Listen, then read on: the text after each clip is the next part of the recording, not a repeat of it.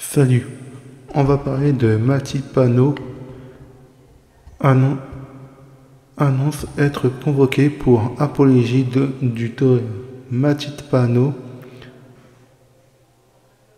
apologie du terrorisme. Mathilde Panot annonce être convoqué pour, comme je vous ai dit, apologie du terrorisme. Une nouvelle convocation pour la France insoumise. La chef des députés LFI, Mathilde Panot, annonce ce mardi sur Facebook être convoquée par la police dans le cadre d'une enquête pour apologie du terrorisme, ouverte à la suite d'un communiqué du groupe parlementaire, publié le 7 octobre, jour de l'attaque sans précédent menée par le Hamas contre Israël. C'est la première fois dans toute l'histoire de la Ve République qu'une présidente d'un groupe d'opposition à l'Assemblée nationale est convoquée pour un motif aussi grave, a assuré l'élu dans son communiqué. Le 7 octobre, le groupe LFI avait publié un texte qui avait suscité la polémique car il mettait notamment en parallèle l'attaque du Hamas, décrite comme une offensive armée de forces palestiniennes, et l'intensification de la politique d'occupation israélienne dans les territoires palestiniens.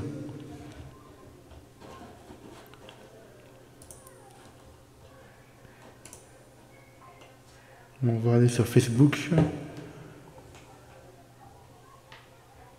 On va aller sur Facebook où on reste là. J'ai reçu à ce jour de la direction de la police judiciaire de Paris une convocation pour être entendue dans le cadre d'une enquête pour apologie du terrorisme. Cette convocation intervient à la suite d'une longue liste d'autres tentatives de faire taire les voix en faveur de la paix. Annulation de 2 conférences de Jean-Luc Mélenchon et de Rima Hassan. Convocation pour apologie du terrorisme de Rima Hassan et de plusieurs personnalités engagées, jusqu'aux étudiants de l'ELS.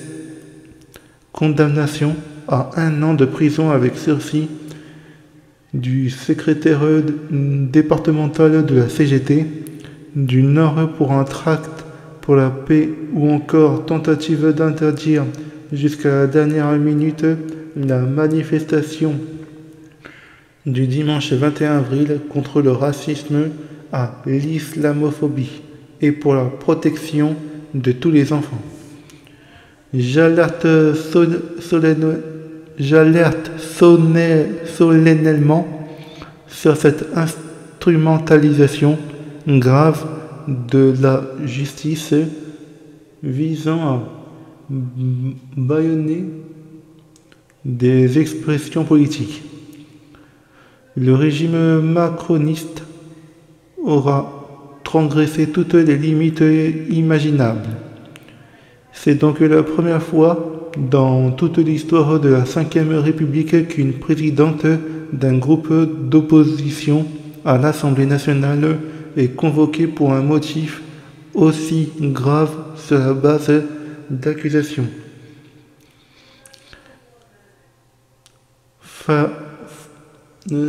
fallacieuses. Plus inquiétante encore, cette convocation se fonde sur une communication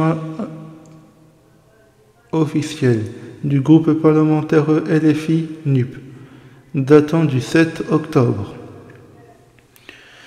Nous ne noterons pas aucune convocation, aucune intimidation, de quelque nature que ce soit, ne nous empêchera de protester contre le génocide au cours du peuple palestinien. J'appelle tout un J'appelle tout un, chacun, à prendre conscience de la mesure des atteintes alarmantes contre la liberté d'opinion et contre la démocratie. J'ai reçu à ce jour une convocation pour être entendu dans le cadre d'une enquête pour apologie du terrorisme. Nous ne tairons pas. Aucune convocation, aucune intimidation, de quelque nature que ce soit, ne nous empêchera de protester contre le génocide en cours contre le peuple palestinien. J'appelle tout un chacun à prendre conscience de la mesure des atteintes alarmantes contre la liberté d'opinion et contre la démocratie. Et ça, je le retrouve ici. Il faut un compte, mais moi je compte. Il faudrait un compte, voilà. Et là, on va continuer. Manœuvre purement politicienne. En réaction, Jean-Luc Mélenchon a dénoncé un événement sans précédent dans l'histoire de la démocratie. La politique convoque sans état d'âme à tour de bras. Une liste que l'on dit très longue. Toute la sphère politique et intellectuelle anti-génocide est menacée, a-t-il encore déclaré sur le réseau social X. Jean-Luc Mélenchon tweet: comme les interdictions de conférences et les condamnations de syndicalistes ont pu se faire sans trop de solidarité, comme certains médias ont concentré leurs coups sur nous, sans opposition, l'extrême droite avance. Les associations amies de Netanyahou osent porter plainte contre, on va le lire, contre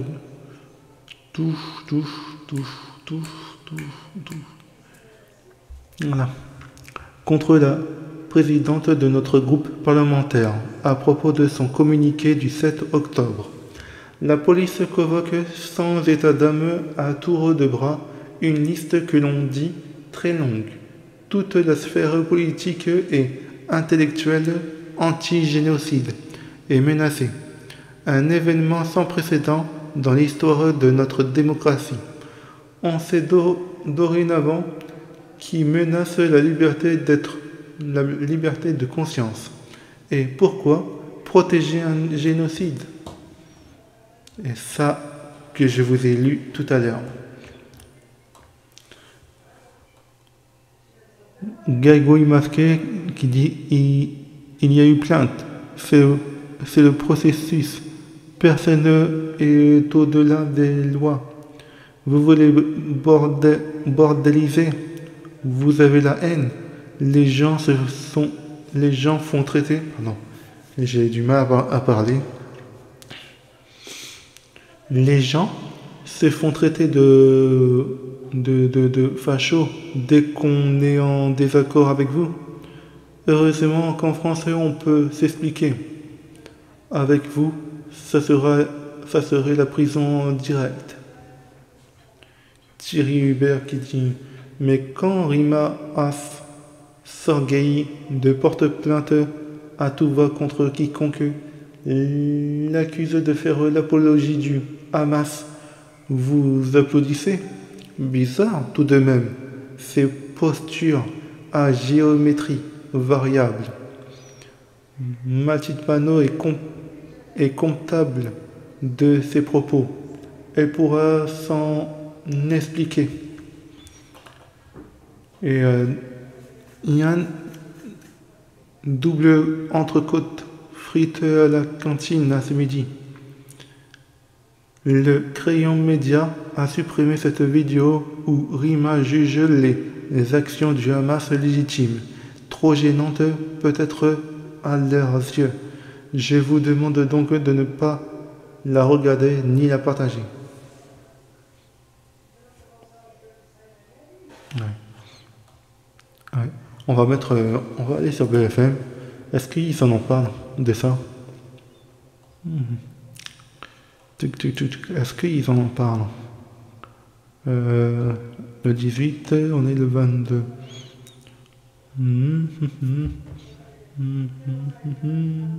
On va mettre Mélenchon. Non, même pas. Ça dure 2 minutes. Ça c'était quand? Le 18? Le 18, on est le 22. Le 22, on est le 23 aujourd'hui. Joker, non, c'est pas ça.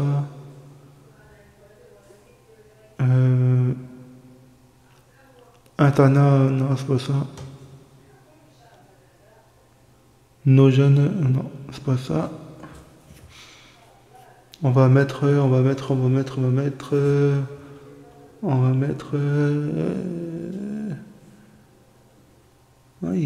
va mettre Mélenchon. Ça date le 18 avril. Mais c'est 2 minutes. Ou pas.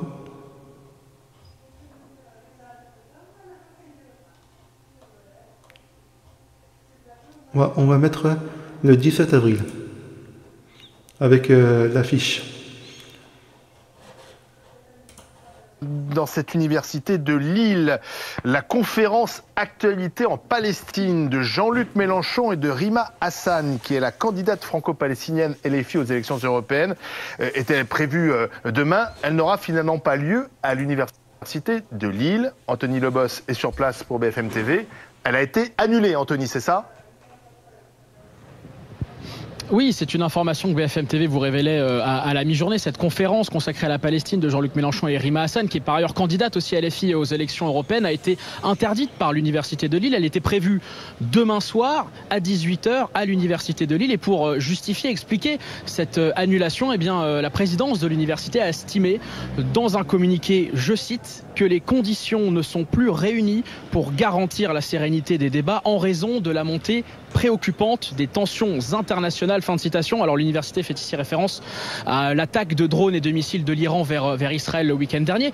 Plusieurs responsables politiques avaient notamment réclamé l'annulation de cette conférence. Xavier Bertrand, le président Les Républicains de la région notamment, mais aussi des élus du Rassemblement national, du parti présidentiel, qui mettaient notamment en cause l'affiche annonçant cette conférence avec le logo de l'association à l'initiative de cette conférence de Jean-Luc Mélenchon, où l'on voit notamment un seul territoire qui englobe la bande de Gaza, la Cisjordanie et Israël. Les détracteurs de cette conférence avaient jugé que cela niait l'existence de l'État d'Israël. Les organisateurs, l'association en question qui s'appelle Libre Palestine, avait démenti formellement ces accusations. LFI de son côté, en réponse à l'annulation de la présidence de l'Université de Lille, a crié à la répression, à la censure et a dénoncé dans un communiqué, je cite, des pressions et une instrumentalisation de cette conférence par des partisans du soutien inconditionnel au gouvernement Netanyahou. Fin de citation. LFI qui a par ailleurs ajouté que cette conférence aura bien lieu. On ne sait pas où, mais il y a déjà un visuel qui est sorti de la part de la France Insoumise annonçant le maintien de cette conférence demain consacrée à la Palestine. On ne sait pas encore où, mais elle aura bien lieu demain à Lille. Merci Anthony Lebos avec Grégory Joanne pour BFM TV. Nous sommes avec le député du Nord, la France Insoumise, Adrien Quatennens. Bonsoir Monsieur Quatennens. Tout à l'heure, un professeur dans cette université, Philippe Frogel, était avec nous dans BFM Story. Il expliquait, il était plutôt pour que cette conférence soit annulée. Parce que, il dit, ça ne me pose pas de problème ailleurs, mais dans l'université, c'est un lieu de savoir. On n'est pas là pour faire des meetings politiques. Je pense que c'est un tort de la part en plus d'un universitaire. Quiconque connaît l'université, c'est que l'université est un lieu où la liberté d'expression est sacralisée, où la liberté politique est sacralisée dès lors qu'elle ne trouble pas l'ordre public ni n'empêche les enseignements de se dérouler, ce qui était le cas en l'espèce. Vous savez, des conférences comme celle-ci, il y en a d'organisées depuis plusieurs semaines, elles se déroulent toutes très bien, mais depuis quelque temps, nous voyons un cortège de censeurs qui ont surtout la volonté que ce que nous avons à exprimer sur le sujet israélo-palestinien ne s'exprime pas et qui essaye de faire haro sur ce type de conférence. Je crois que ce soir, tous les démocrates devraient avec nous protester contre cette censure. Je note que cette censure, d'ailleurs, comme l'explique le communiqué de l'Université de Lille, elle est d'abord le fruit de pressions politiques La première d'entre elles vient de la députée macroniste Violette Spilbout, embrayée derrière par Xavier Bertrand, par l'extrême droite. En fait, c'est l'axe que l'on connaît à l'Assemblée nationale, vous savez, qui va de la Macronie jusqu'à l'extrême droite, qui s'est illustré à cet effet et qui a procédé à cette pression, à cette censure. Et je crois que cela est assez inquiétant et signe un climat délétère, et c'est la raison pour laquelle nous pensons que ces censeurs ne doivent pas avoir le dernier mot, et que si l'université, malheureusement, n'a pas pu résister à cette pression, eh bien, dans tous les cas, la conférence aura lieu, puisqu'elle doit avoir lieu. Il n'est pas question qu'en France, on vienne comme ça faire pression politique pour interdire des conférences. Et je crois que même celles et ceux, vous savez, qui ne partagent pas notre discours politique, devraient être à notre côté pour protester contre cette censure. Oui, Pardon ? mais il y a deux choses. La première chose, c'est que c'est une conférence qui ressemblait plus à un meeting politique, puisque vous venez avec une candidate, Rima Hassan, aux élections européennes. Donc il y a une campagne. Et puis la deuxième chose, c'est le logo qui pose problème, semble-t-il. Le logo de l'association Libre Palestine, qui est sur l'affiche de cette conférence, et qui montre un territoire qui englobe Israël, la Cisjordanie, la bande de Gaza comprise, et qui donne l'impression que finalement, s'il y a un État palestinien, on ne sait pas où on mettra les Israéliens. Et c'est ça aussi qui a choqué et qui peut créer de la tension. D'abord, Olivier Truchot, il y a deux choses dans votre question. D'abord, sur la première, s'agissant du fait de faire de la politique, ça n'est pas interdit. Et je crois même que la politique, c'est pas quelque chose de sale, il ne faut pas en avoir peur. Non, faire de la politique, et y compris assumer de parler des élections à l'université, ça n'est pas interdit. Non, il ne s'agit pas d'un meeting. Alors écoutez, vous regarderez, puisque vous êtes bien informé, Olivier Truchot, vous verrez nombre de macronistes, de Hollandais, qui régulièrement font des conférences en période électorale, à Sciences Politiques, à l'université. Il y en a qui se tiennent même d'ailleurs ces semaines-ci. Mais en tout cas, ils soutiennent des listes, et ça va sans dire, vous le savez très bien. Donc il faut arrêter l'hypocrisie. On a le droit de faire de la politique et de prôner un certain nombre d'idées, y compris à l'université, dès lors qu'on respecte le cadre qui est posé. Vous savez que l'université de Lille avait validé cette conférence, que l'association que vous mettez en cause a été agréée par l'université, par la préfecture. Alors après... Comme tout est prétexte à la polémique, j'entends la polémique sur le logo.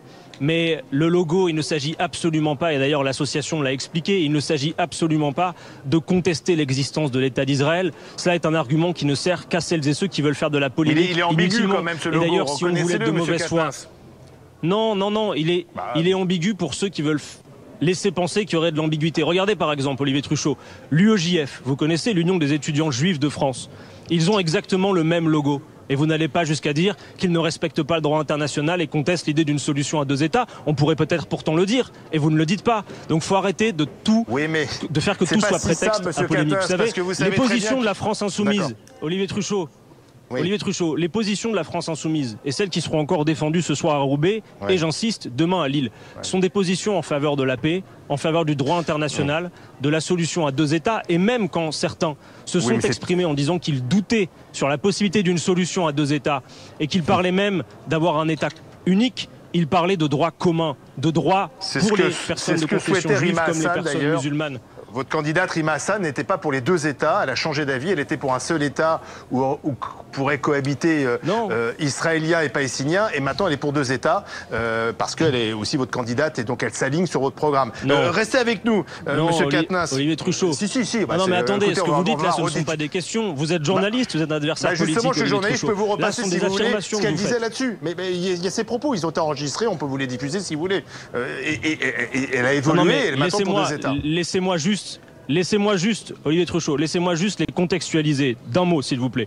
Rima Hassan fait partie de ces gens qui sont favorables à la solution à deux États, mais comme beaucoup de gens qui vivent la situation sur place, qui connaissent depuis des années la colonisation, doutent de cette solution et ont exprimé le fait qu'à défaut d'avoir une solution à deux États que nous souhaitons, il faudrait en tout cas des droits communs. Vous savez aujourd'hui que sur le sol israélien, vous n'avez pas les mêmes droits selon que vous êtes de confession juive ou de confession musulmane. Voilà la réalité. Nous sommes le camp de la paix. Nous sommes le camp du droit et du droit international. Et personne ne nous fera dire autre chose que ce que nous disons. Et je crois que vous-même, comme journaliste, comme conscience éveillée, vous devriez aujourd'hui sur votre plateau, j'aurai pas l'occasion de vous suivre, mais contester durement contre l'annulation de cette conférence. C'est une honte et ça signe une ère pré-fasciste qui est très inquiétante. Je demande à Violette Spilbout, la candidate, la députée macroniste, qui a pris la tête de cortège des censeurs, si elle ne serait pas mieux inspirée de rejoindre dès ce soir le Rassemblement national ou pourquoi pas M. Zemmour, parce que cela semble être davantage conforme à ses opinions. Monsieur Quatennens, restez avec nous parce qu'en plateau, on va continuer d'en débattre et il y a notamment Mickaël Prazan qui est avec nous, réalisateur et écrivain, Charles Consigny, Amandine Atalaya et Tugdual Denis.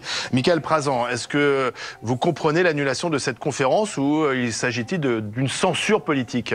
Je suis absolument pas pour la censure, mais je comprends cette décision. Voilà, on a quand même sur cette affiche cette association assez nébuleuse, il faut bien le dire. Qui est reconnue quand même par la préfecture, qui est par reconnue, oui. Alors effectivement, on ne sait pas très bien quelle est son affiliation. Il n'y a pas de salarié, visiblement. Elle est née dans un contexte étudiant au lendemain du 7 octobre, qui en soi d'ailleurs est assez étonnant. L'association Libre Palestine. Et on pourra revenir sur les affiliations possibles de cette association. Bon, à l'évidence, le logo... alors évidemment, LFI, quand même, et M. Quatennens en particulier, est assez extraordinaire de nous parler d'hypocrisie. C'est toujours pareil avec les LFI. Ce qui est sous nos yeux, finalement, n'existe pas. On s'est trompé. On a tout faux. Ils comprennent mieux que nous.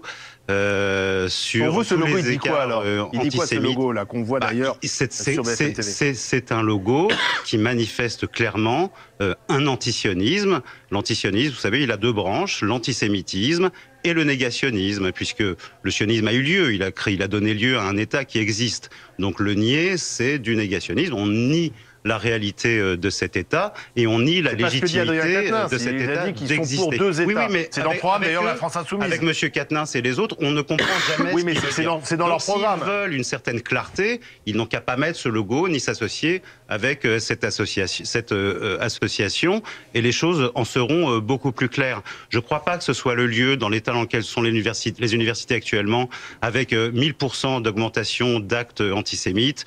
Je ne pense pas que l'université soit le lieu pour faire cette manifestation, pour toutes sortes de raisons que vous avez très, très justement résumées. Il y avait aussi un autre argument, c'est le désordre que peuvent créer ces rassemblements autour du conflit israélo-palestinien. On a vu notamment à Sciences Po la polémique où une étudiante juive aurait été exclue d'un amphi parce que justement juive.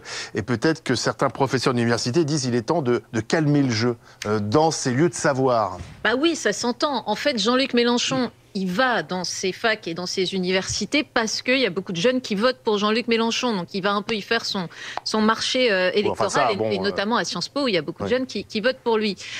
Mais il est évident que ça peut pas bien se passer et que forcément, il y a des étudiants juifs de cette université de Lille qui vont se sentir offensés. C'est ce que disait le professeur tout à l'heure. De fait, quand on voit ce logo, c'est-à-dire que ça n'est plus, sachant les propos que Rima Hassan a pu tenir par le passé sur l'action du Hamas légitime, question vraie, répondait-elle, il y a quelque temps de ça, il est évident qu'il y a un côté polémique, voilà, qui de toute façon clôt l'affaire. Et ces professeurs d'université qu'on entend sont très calmes dans leurs explications. Ils disent qu'il n'y a pas de problème sur le fait que cette conférence-meeting se tienne, mais ailleurs, pas à la faculté où elle n'a pas sa place. Maître Consigny, vous l'avocat, qu'en pensez-vous? Parce qu'il y a à la fois la liberté d'expression, la liberté de parler politique dans les universités. C'est vrai que pour tous ceux qui ont été à l'université, ça a toujours été un lieu de débat politique, parfois même houleux, etc.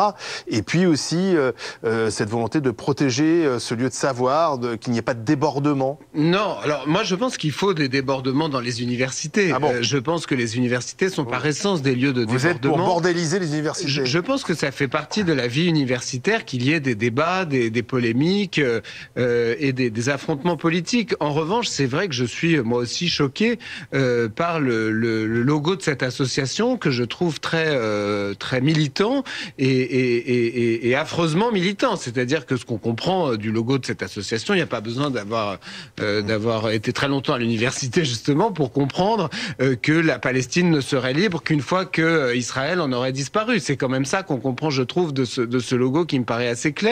Et je ne pense pas que ce soit une erreur du graphiste. Donc, autant je suis contre l'annulation des conférences par principe, je considère qu'il ne doit jamais y avoir de censure. Autant je pense que franchement, Jean-Luc Mélenchon aurait pu s'abstenir de s'afficher avec ces gens et de répondre à l'appel de ces gens-là. Je pense qu'il pouvait organiser une conférence sur le conflit israélo-palestinien et sur ce qui se passe à Gaza sans le faire avec ces gens-là.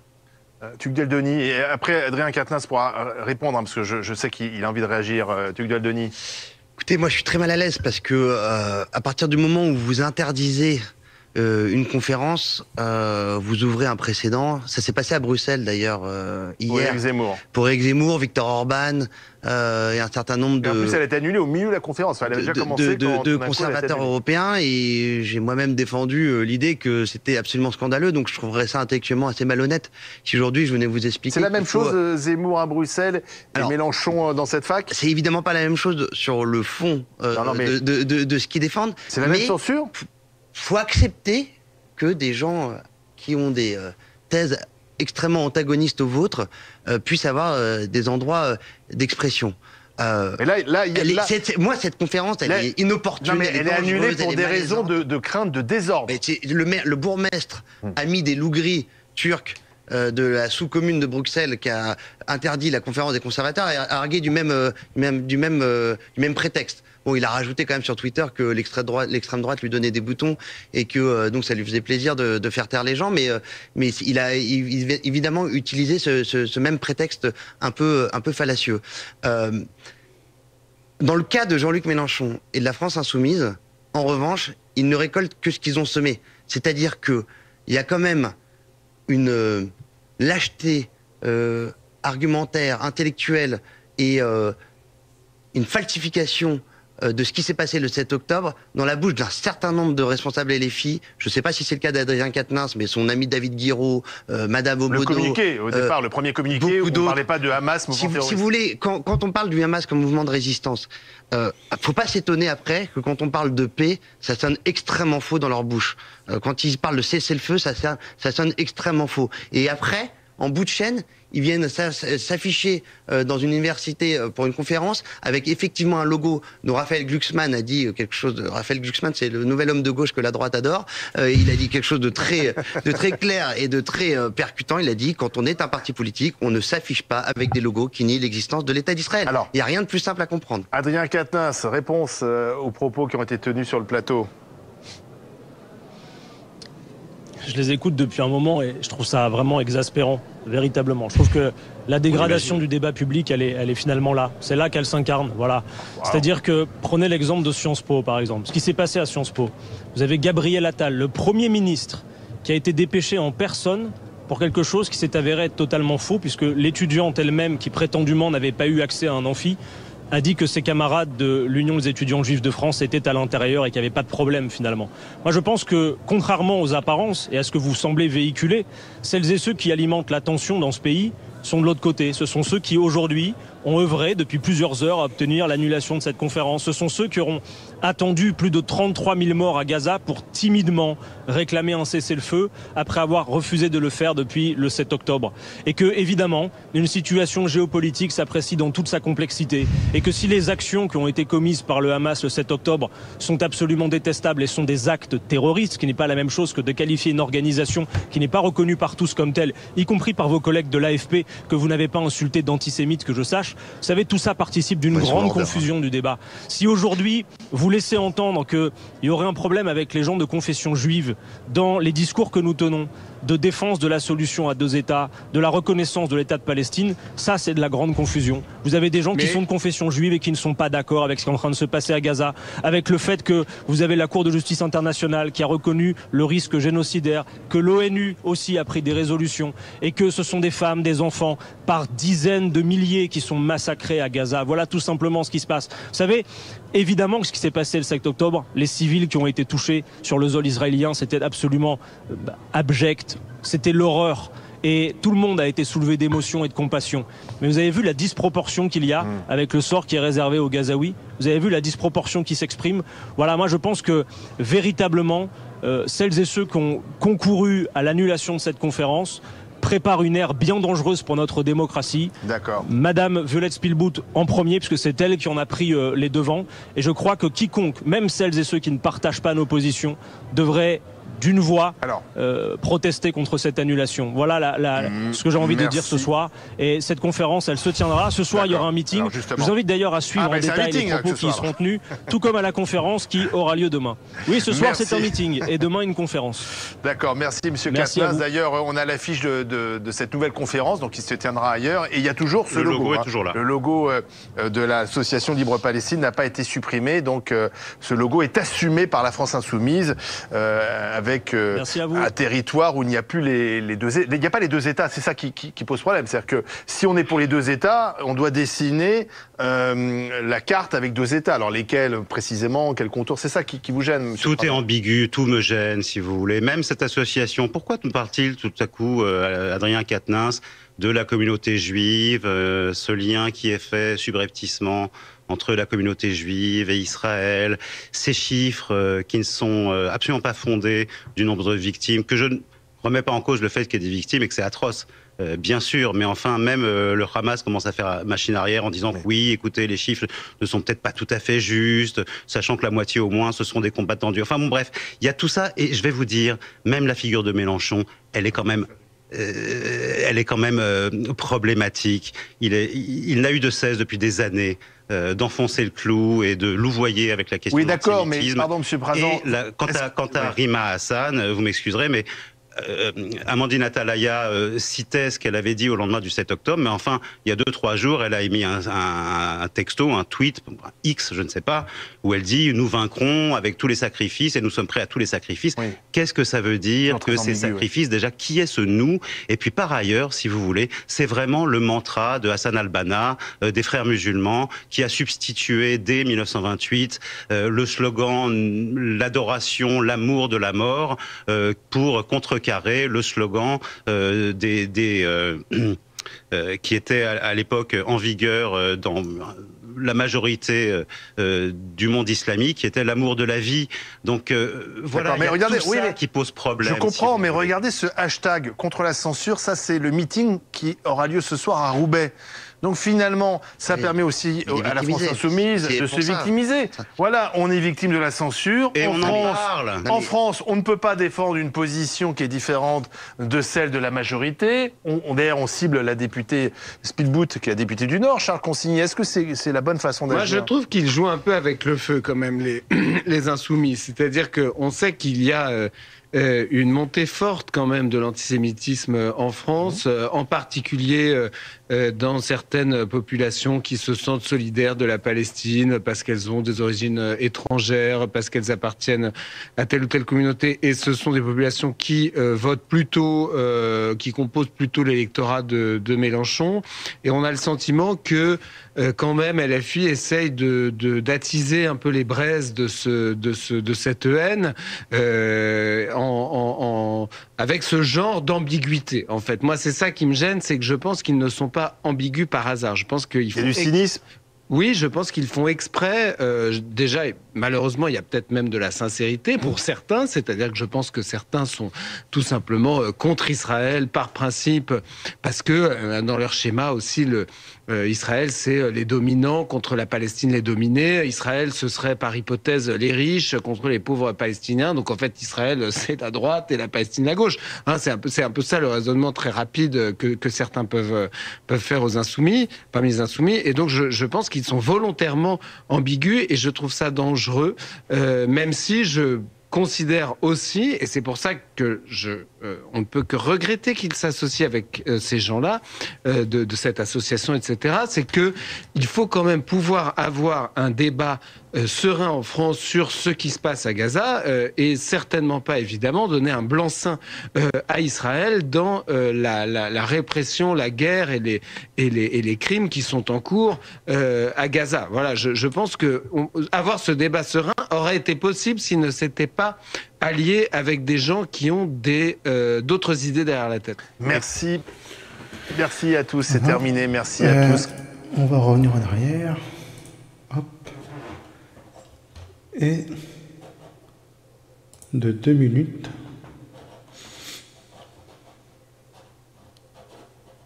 Écoutez, Emmanuel Macron qui a réagi à l'interdiction une nouvelle fois, parce qu'il y a eu 2 interdictions. Il y a une première interdiction de la conférence de Jean-Luc Mélenchon dans cette université de Lille, et puis donc il avait trouvé un autre endroit. Et de nouveau, la préfecture du Nord a interdit cette conférence de Jean-Luc Mélenchon sur le conflit israélo-palestinien.